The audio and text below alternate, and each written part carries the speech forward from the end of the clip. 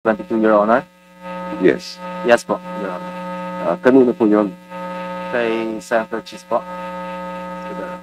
Senator Cheese Escudero. More or less, magkano po daw ang inyong na-donate sa kampanya ni Senator Cheese? 30 million po, Your Honor. 30 million pesos. Yes. This was during the time that you already had government projects. That's right. Ano po? Sorry, Your Honor.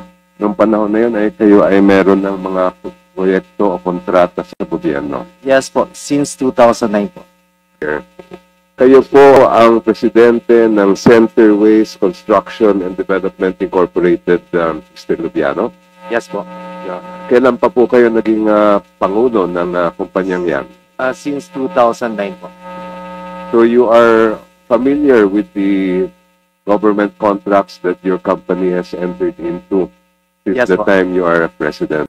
Yes po, Your Honor. More or less since 2022 hanggang ngayon po, mga ilan ang government contracts ng Centerways as far as you know?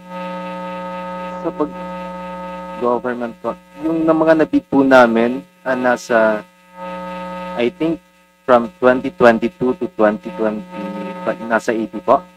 More or less Yes, around po. More or 80 projects. Yes po. Thank you. Saan lugar itong mga proyektong ito? More on Bicol po. Bicol? Yes. Where in Bicol specifically, sir? Sorsogon, Your Honor. Meron kayo sa Sorsogon. Yes po. Meron din po kayo sa ibang mga lugar sa Bicol? Yes po, depende po sa napapanalunan namin po sa bidding. Can you recall the places aside from Sorsogon? May Kamsur din po. May, depende po sa napapanalunan po namin. Pero mostly in Bicol po. Yes, you have some in Albay. Is that correct? Yes po, yes po. At 2001, I think. Some in Camarines Sur. Yes po, yes po. Also some in other provinces like Cebu and Masbate. Yes po. Yes. Now, of those 5 places you mentioned, Albay, Camarines Sur, Cebu, Masbate, and Sorsogon, alin po doon ang pinakamaraming government contract ang Centerways? Your Honor, sa Sorsogon po.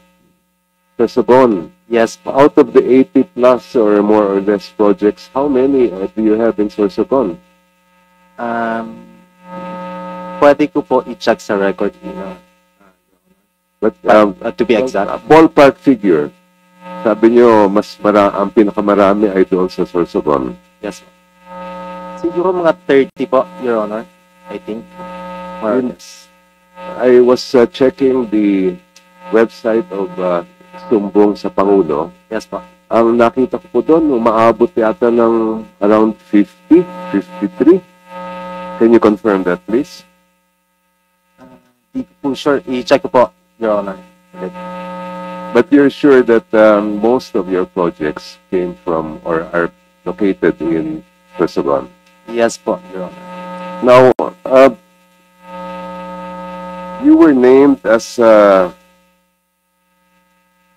let me just rephrase that question.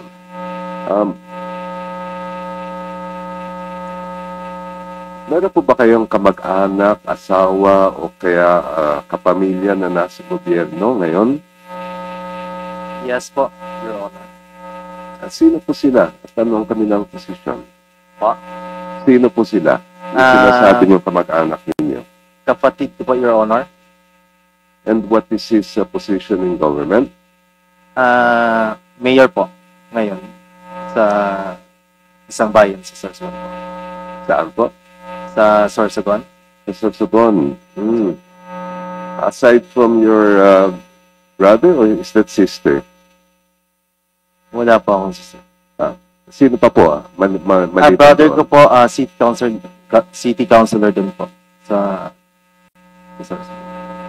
Maliban doon sa dalawang nabanggit ninyo, meron pa ba kayong ibang kamag-anak? Wala na po. Sa government? Sa pagkakaalam ko po, wala na po. How about business partners? Do you have any business partners who are in government? Wala po. Your Honor. In the last elections, last two cycles of elections, 2022 and 2025, kayo po ba ay nagbigay ng donasyon sa sino man na kumandidato, whether local or national, sa huli mga eleksyon? 2022, Your Honor. Yes. Yes po, Your Honor. Kanino po yun? Kay Senator Cheese po. Senator Cheese Escudero. Yes po. Aside from Senator Escudero, may I know if there have been other candidates for either national or local positions that you gave donations to? Wala na po, Your Honor.